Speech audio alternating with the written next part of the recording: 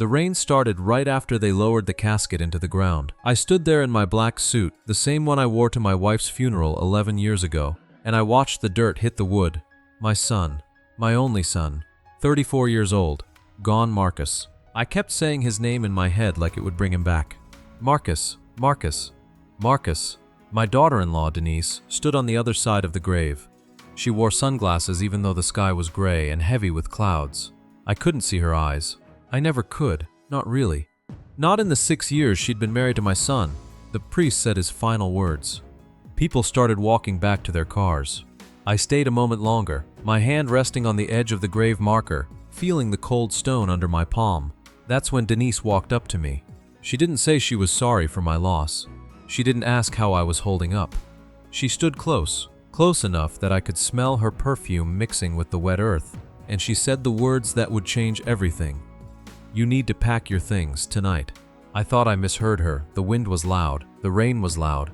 My own heartbeat was loud in my ears. "What did you say?" "The house isn't yours anymore, Robert. It never really was. You need to be out by tomorrow morning."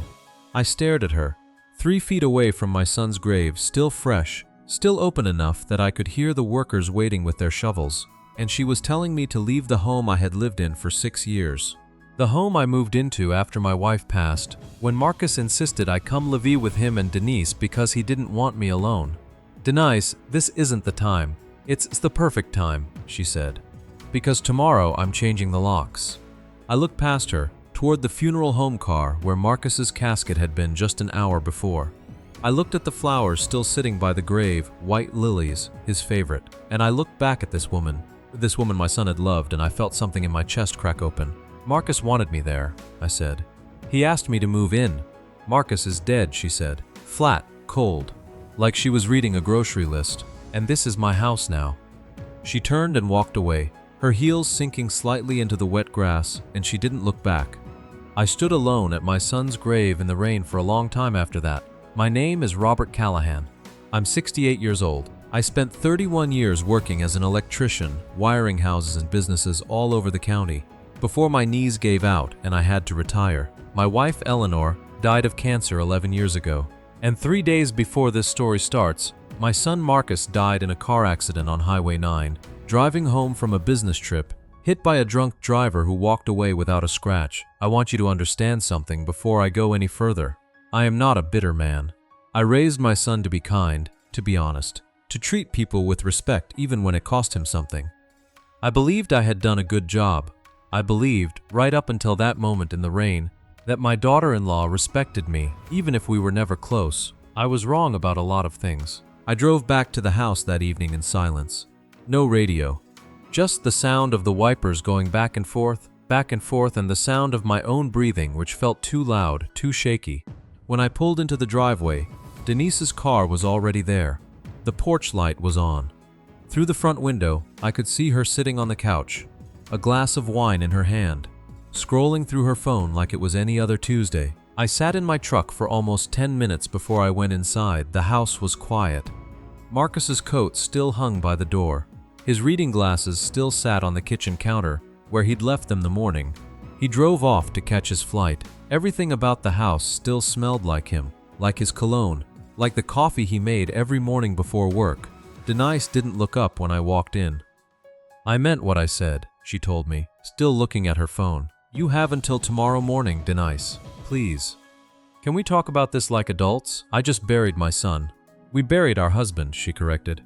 "And I've made my decision." I sat down across from her at the kitchen table, the same table where Marcus used to eat his cereal every morning before school, back when he was a boy and Eleanor was still alive, and none of this was even a possibility in my worst nightmares. "Why are you doing this?" I asked. Finally, she looked up, and for the first time, I saw something behind those eyes that wasn't grief. It was something colder, something calculated. "Because I need the space, Robert. I have plans, and you being here doesn't fit into them." "Plans," I repeated. "Marcus isn't even in the ground 12 hours and you have plans."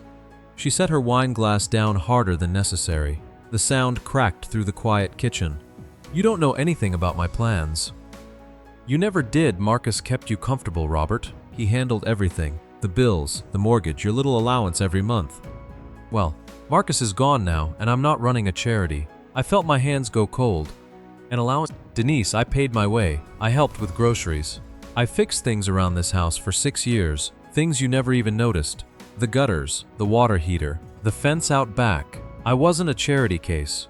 Whatever helps you sleep tonight, she said, standing up and carrying her wine glass to the sink. Pack your things. I already called a locksmith. He's coming at 9 tomorrow morning. I looked over at the refrigerator, where a photograph was held up by a magnet shaped like a seashell, something Eleanor had bought on our one and only trip to the coast, years before she got sick. The photo was of Marcus, maybe 10 years old, standing between me and Eleanor at a lake, all three of us laughing at something now lost to time. I thought about all the nights I'd sat in this kitchen with my son as an adult, talking about his work, his marriage, his hopes of maybe having kids someday. I thought about how he used to squeeze my shoulder before heading to bed and say, "Good night, Dad. Love you." And I thought about how Denise was standing 3 feet away from me, already planning to erase every trace of him and me from this house. "You can't just throw me out," I said quietly. "This isn't right. It's not about right, Robert," she said, drying her hands on a dish towel. "It's about whose name is on the papers." She walked past me toward the stairs, pausing only once to look back. "Have your things out by 9. Don't make this harder than it needs to be." I sat alone in that kitchen for hours after she went upstairs. I didn't cry, though I wanted to. I just sat there, staring at the photograph on the refrigerator, thinking about my son, thinking about the promise I made to him 5 years ago that I still hadn't told anyone about. A promise and a piece of paper locked away in a safety deposit box across town that Denise didn't know existed. She thought this house was hers. She had no idea whose name was actually on the deed. The next morning, I didn't wait for the locksmith. I packed what I could fit into 2 suitcases and a cardboard box, mostly clothes, a few photographs, and the small wooden box where I kept my most important papers. I left most of my furniture. I left the recliner Marcus bought me for my 65th birthday. I left pieces of a life I had built in that house because I knew, somehow, that I would be back. I just didn't know how yet. Denise stood in the doorway as I carried the last box to my truck, her arms crossed, a cup of coffee in one hand. She didn't offer to help. She didn't say goodbye. "I'll have your recliner donated," she said, as if she were doing me a favor. "Do whatever you want with it," I said. I meant the words to sound strong, but they came out tired. I drove to a cheap motel on the edge of town, the kind with a flickering vacancy sign and thin walls that let in every sound from the highway. I paid for 1 week with the cash I had set aside for emergencies. I sat on the edge of the bed that first night, looking at the water stain on the ceiling, and I let myself think about how I got here. 5 years ago, before Eleanor died, before any of this began, Marcus came to me with an idea. "Dad, you shouldn't be alone in that big house," he said. We were sitting on my back porch, the one Eleanor and I had built together back in 1994, drinking coffee on a Sunday morning. "Denise and I are buying a new place. 4 bedrooms, plenty of room. I want you to move in with us." "Marcus, I don't want to be a burden." "You could never be a burden," he said. "You're my father, and I have an idea. Instead of you just moving in as a guest, what if we do this the right way? What if you put money into the house too? You sell your place, you put a good chunk into the down payment, and I put you on the deed. It's your house too, Dad, not just mine and Denise's." I remember being surprised, touched. Marcus had always been generous, even as a boy, always wanting to share what he had. But I also remember hesitating. What does Denise think about that? Marcus went quiet for a moment, looking out over the yard. "Denise doesn't need to know all the details of how we structure it," he said carefully. "She knows you're contributing financially. But there's something else, Dad. Something I want to do for you, and I don't want you to argue with me about it." He explained that he wanted to add my name to the deed alone, not as a joint arrangement with Denise, but as a separate protection. He'd spoken to a lawyer. He said it was called a life estate. I would have the legal right to live in that house for the rest of my life, no matter what happened, no matter who owned the rest of the property. Marcus, that name's some complicated and expensive. I already talked to the lawyer. It's done. You're protected, Dad. No matter what happens to me, no matter what happens between me and Denise, you will always have a place to live. That house cannot be sold, and you cannot be removed without your name being on the paperwork. It's already filed at the county office. Why are you doing this? Marcus looked at me with the same steady eyes his mother used to have. Because I love you, and because some part of me knows that Denise and I aren't as solid as everyone thinks we are. I don't want to say more than that, but I need to know you're safe, no matter what. I didn't understand what he meant back then. I thought maybe he was just being cautious, the way careful men are cautious about many things. I signed the papers a week later at a lawyer's office downtown, a man named Thomas Whitfield, and I never told anyone, not even Eleanor before she passed, because Marcus asked me to keep it quiet. Denise doesn't need to worry about details like this, he said. This is between us. I trusted my son. I always trusted my son. Sitting in that motel room 3 days after burying him, I finally understood what he meant. He knew something was wrong in his marriage. He knew somehow, long before I ever suspected it, that Denise might one day try to push me out, and he protected me the only way he knew how, quietly, legally, permanently. I picked up my phone and called the only person who might be able to help me make sense of everything. Thomas Whitfield, the lawyer who had drawn up the paperwork 5 years earlier. He answered on the third ring, his voice warm despite the early hour. Robert, I heard about Marcus. I am so terribly sorry. Thomas, I need your help. Denise threw me out of the house yesterday, right after the funeral. She said the house belongs to her now. There was a pause on the line. Robert, listen to me very carefully. Have you told her about the life estate? No, Marcus asked me never to bring it up unless I had to. Good, don't. Not yet. Come into my office tomorrow morning. Bring your copy of the paperwork. We need to discuss your options. I hung up the phone and looked at the small wooden box sitting on the motel dresser, the box I had carried out of the house that morning, without even fully understanding what I was protecting. Inside it was a folded document, yellowed slightly with age, bearing my name and Marcus's signature, and a county stamp that Denise had no idea existed. She thought she had won. She had no idea the fight hadn't even started. The next few days blurred together in a haze of grief and quiet planning. I met with Thomas in his small office downtown, the kind with law books lining the walls and dust motes floating in the afternoon light coming through old windows. He spread my documents across his desk and reviewed them carefully, his glasses perched low on his nose. This is airtight, Robert. A recorded life estate. Denise cannot legally remove you from that property. She cannot sell it without your consent. She cannot change the locks and keep you out. What she did yesterday was illegal, whether she knows it or not. So what do I do? Thomas leaned back in his chair. That depends on what you want, Robert. Do you want to go back to that house? Do you want to fight her legally, immediately? Or is there something else going on here that I should know about? I thought about the way Denise looked at me in the kitchen, the coldness.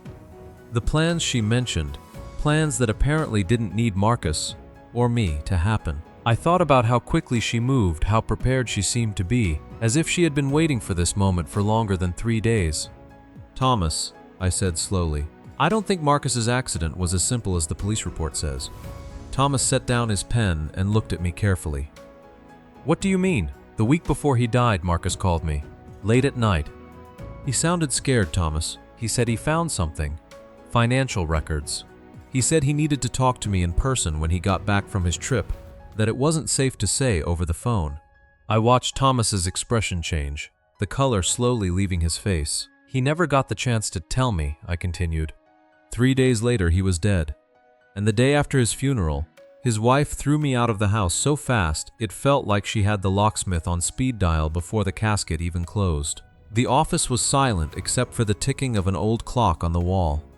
Robert, Thomas said finally, his voice low, I think we need to look at this a lot more carefully than a simple property dispute. I didn't sleep that night. I kept hearing Marcus's voice on the phone, the way it cracked slightly when he said, Dad, I found something. I don't know what to do. I had asked him what he meant. He told me it could wait until he got home. Now I would never know what he was going to say, not unless I found it myself. The next morning, I went back to Thomas's office with a decision made.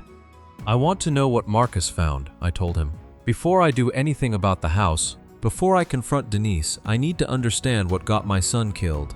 Thomas nodded slowly. I have a friend, a private investigator named Sam Reyes, retired detective, very discreet. If there's something to find, he'll find it. Sam Reyes turned out to be a quiet man in his 50s with tired eyes and a notepad he never seemed to put down. I met him 2 days later at a diner off Route 12, away from anyone who might recognize me. "Tell me everything you know," he said, sliding into the booth across from me. I told him about the phone call. I told him about Marcus's job, working as a financial analyst for a mid-sized investment firm downtown.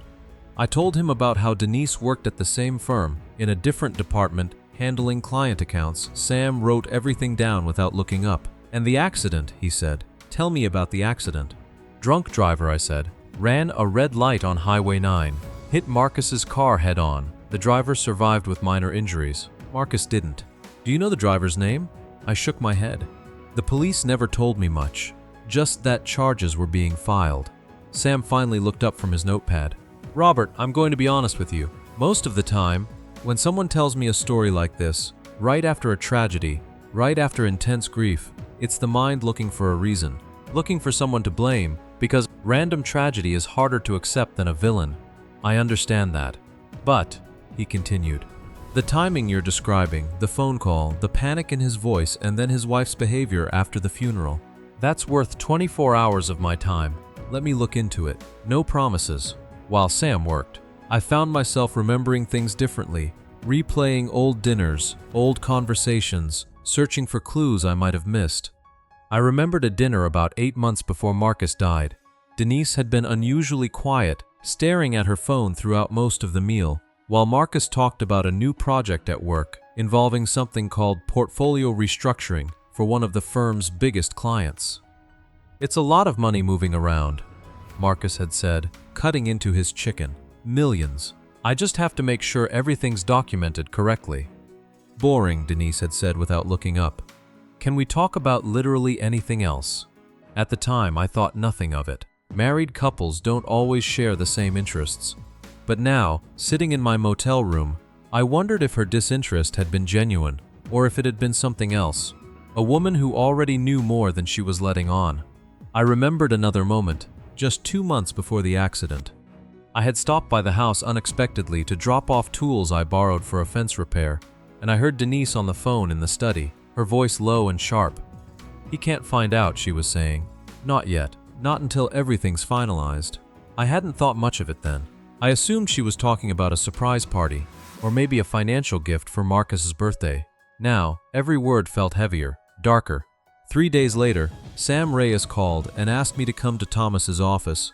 When I arrived, Sam had a folder spread across the desk, along with several printed documents. "Robert," he said, "I need you to sit down."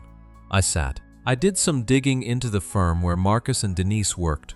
I talked to a few former employees, people who left the company recently and were willing to talk. There's a pattern of unusual account activity going back almost 2 years. Small amounts, moved between client portfolios and a shell account, disguised as administrative fees. How much money are we talking about? "Almost $3 million, Sam said, slowly, carefully over time. The kind of theft that's designed to never be noticed unless someone specifically goes looking." My hands started shaking. "And Marcus found this?" "Based on what you told me about his phone call, and based on some internal emails I was able to obtain, yes. I believe Marcus discovered irregularities in the accounts he was reviewing about 2 weeks before his death. I believe he was getting close to identifying who was responsible." "Who was responsible, Sam?" Sam exchanged a glance with Thomas before answering. "The account irregularities trace back to a joint access point. 2 employee credentials were used to authorize the transfers. One belonged to a senior account manager named Gary Holt. The other credential, Robert, belonged to Denise." The room went silent. I felt the blood drain from my face. "There's more," Sam continued carefully. "I looked into the driver who hit Marcus' car. His name is Chris Dawson. He has a record, mostly minor offenses. But here's what caught my attention. 2 weeks before the accident, a payment of $15,000 was deposited into his bank account from an account we haven't been able to trace yet. We're working on it." I stared at the papers on the desk, my son's face flashing in my mind, the sound of his voice on that final phone call. "Are you telling me," I said slowly, "that my son's death wasn't an accident?" "I'm telling you," Sam said, "that there's enough here to warrant a serious investigation. I can't prove intent yet, but the pieces are lining up in a way that should concern all of us." I walked out of that office into a light rain, the kind that soaks through your jacket slowly instead of all at once. I stood on the sidewalk for a long moment, looking up at the gray sky, thinking about my son sitting in his car on Highway 9, maybe thinking about how he was going to tell his father what he'd found, maybe thinking about how to protect himself from whatever he'd uncovered. I thought about Denise standing at his grave, dry-eyed behind her sunglasses, telling me to pack my bags. I thought about the deed sitting in my motel room, the one piece of protection Marcus had given me long before any of this began, as if some part of him always knew this day might come. My phone rang as I stood there in the rain. It was a number I didn't recognize. I answered. "Is this Robert Callahan?" A woman's voice asked, tense and quiet. "Yes, who is this?" "My name is Patricia Nguyen. I used to work with your son at the firm. I think we need to talk. There are things about Denise that Marcus was starting to figure out. Things I don't think you know yet." "What kind of things?" Her voice dropped even lower, as if she was afraid of being overheard. "Mr. Callahan, your son wasn't just investigating financial fraud. 3 days before he died, he told me he was planning to file for divorce. He said Denise had no idea he already knew everything. He said he was terrified of what she might do if she found out he knew."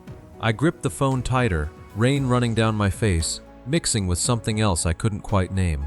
"He was afraid of his own wife?" "Mr. Callahan," Patricia said quietly, "I think you need to be very careful. If Denise finds out that you're asking questions, I don't know what she's capable of." I didn't sleep at all that night.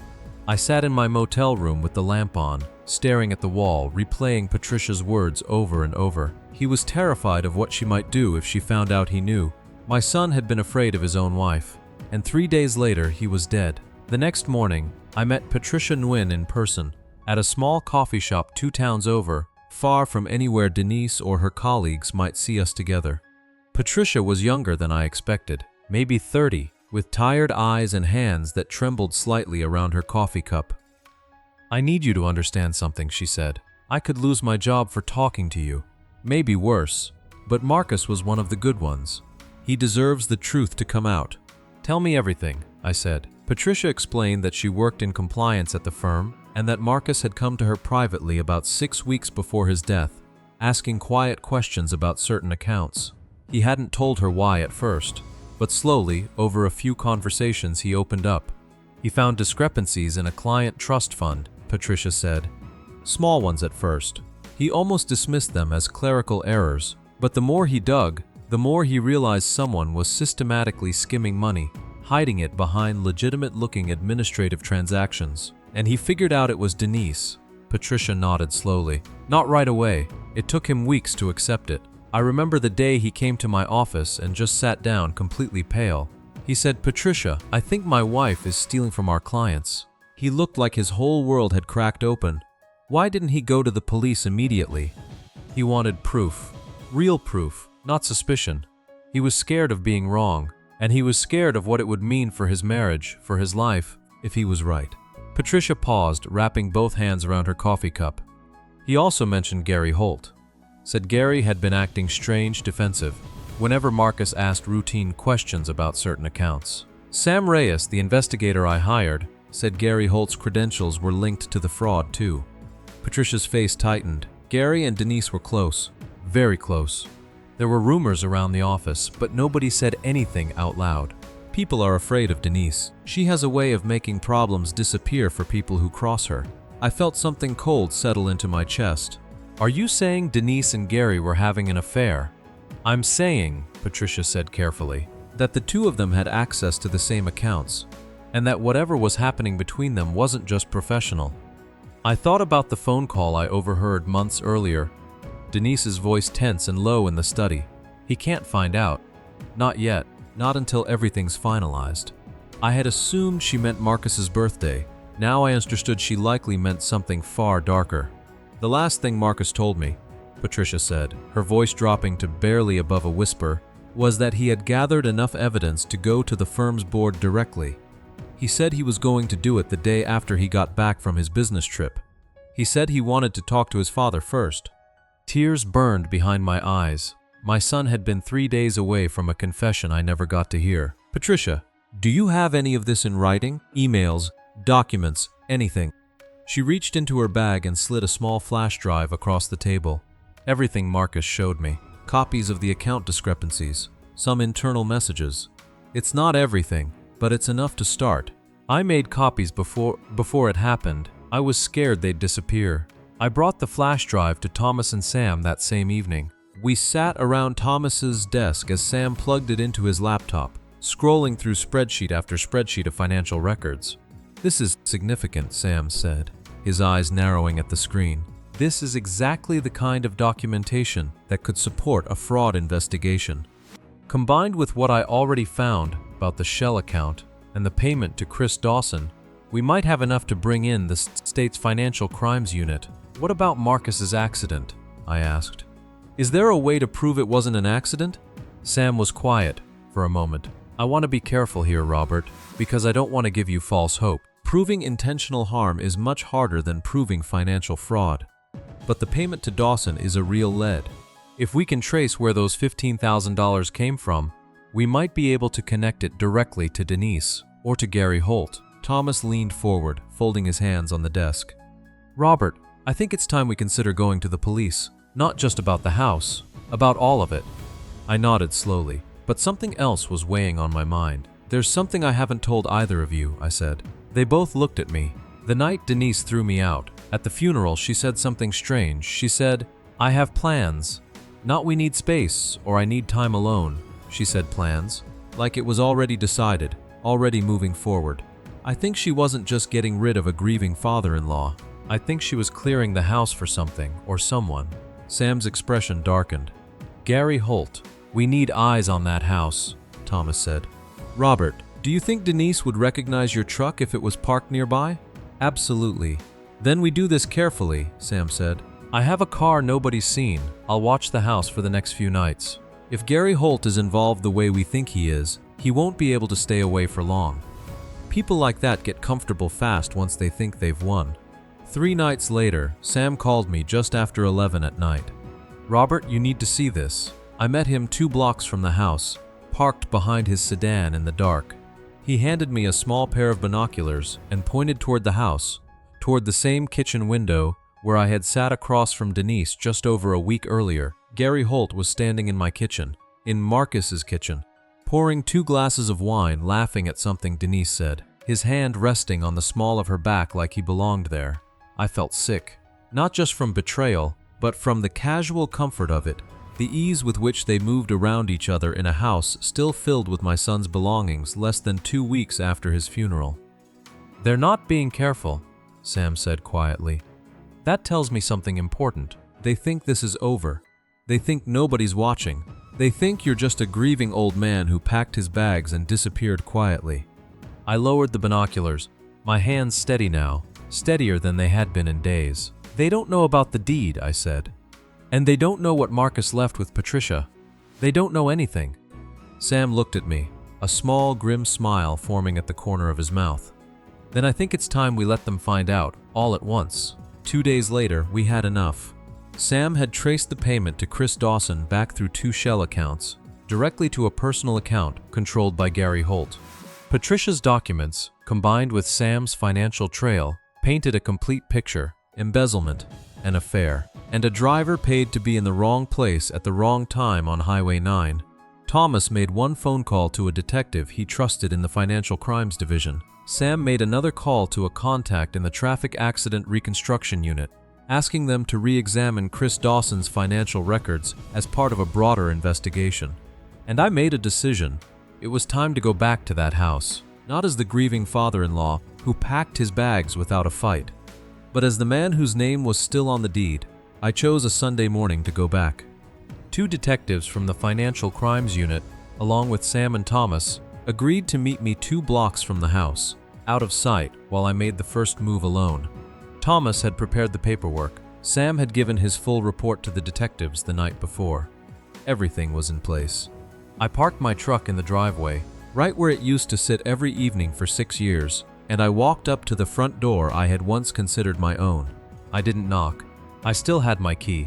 Denise had never actually changed the locks, not because she forgot, but because Sam's surveillance told us she and Gary had been too busy enjoying their new arrangement to bother. She was in the kitchen when I walked in, a coffee mug fouet to her lips. She froze when she saw me. "You can't be here," she said. "I told you." You told me a lot of things, Denise, I said, my voice calm, steadier than I expected. You told me this house wasn't mine. You told me I was a charity case. You told me to pack my bags before my son was even in the ground. Get out, or I'm calling the police. Please do, I said. They're already on their way. Her face changed then, the confidence draining out of it like water from a cracked glass. Gary Holt walked into the kitchen from the hallway, wearing one of Marcus's old bathrobes, and stopped dead when he saw me standing there.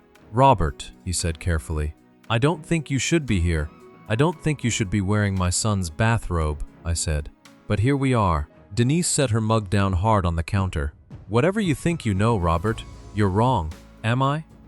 I reached into my jacket and pulled out a folded copy of the deed, placing it on the kitchen table between us. This house has my name on it, Denise. It has for 5 years. Marcus made sure of it, because somewhere deep down, he knew you might do exactly what you did. He protected me before he even understood what he was protecting me from. Denise stared at the paper, her hands trembling slightly. That doesn't mean anything, she said, but her voice had lost its edge. It means everything, I said, but that's not even why I'm here today. I looked at Gary, who was backing slowly toward the hallway. Marcus found out about the money, the client accounts. The $3 million moved out over 2 years. He found out about the two of you too, though I don't think he ever said it out loud, not even to me. Denise's face went pale. He was going to the board the day after he got back from his trip, I continued. He told a co-worker everything. He left records. And 2 weeks before he died, $15,000 moved from an account connected to Gary directly into the bank account of the man who ran a red light on Highway 9. The color drained completely from Denise's face. Gary took another step back, bumping into the wall. You don't know what you're talking about, Gary said, his voice cracking. I know enough, I said, and so do the detectives waiting outside. As if summoned by the words themselves, there was a knock at the front door. Firm, official. Denise's eyes darted toward the sound, then back to me, wild with the sudden, undeniable understanding that everything she had built over the last 2 weeks was collapsing in real time. I opened the door myself. 2 detectives stood on the porch, along with a uniformed officer. Sam stood a few steps behind them, arms crossed, his expression unreadable but his eyes steady on Denise. Denise Callahan, one of the detectives said, stepping into the house. Gary Holt, we need to speak with both of you regarding an ongoing investigation into financial fraud and possible criminal conspiracy connected to the death of Marcus Callahan. Denise's legs seemed to give slightly, and she caught herself on the edge of the counter. Gary said nothing at all, his face frozen somewhere between panic and defeat. I stepped outside onto the porch, giving the detectives room to work, and I stood there in the morning sun, watching as the life Denise had built on lies and stolen money finally began to unravel around her. The investigation took months. Chris Dawson, faced with mounting evidence, eventually confessed that he had been paid to make sure Marcus's car went off the road that night, though he claimed he never intended for the crash to be fatal. Only enough to send a message. To slow down an investigation Denise and Gary were desperate to stop. Whether that was true or simply a lesser plea, I will never fully know. But it was enough for a jury. Denise was convicted of conspiracy, embezzlement, and accessory to vehicular homicide. Gary Holt received a similar sentence, though slightly reduced for cooperating with prosecutors once the case against him became undeniable. I sat in that courtroom every single day of the trial, in the same seat, wearing the same quiet composure I had carried since the day at the cemetery.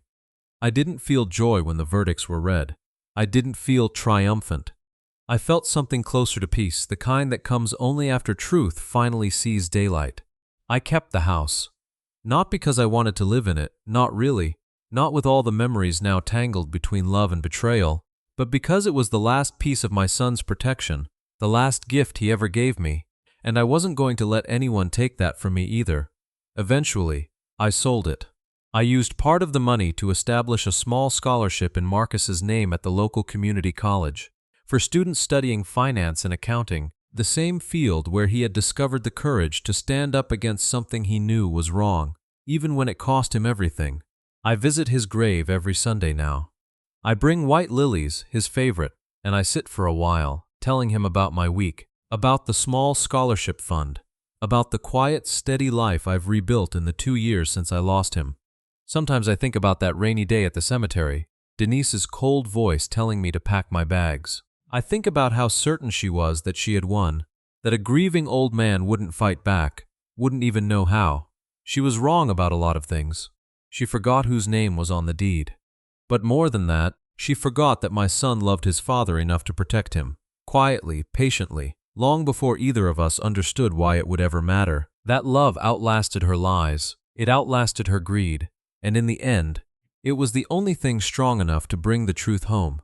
If you're watching this, and you've ever felt overlooked, underestimated, or pushed aside by people who were supposed to love you, I want you to remember something.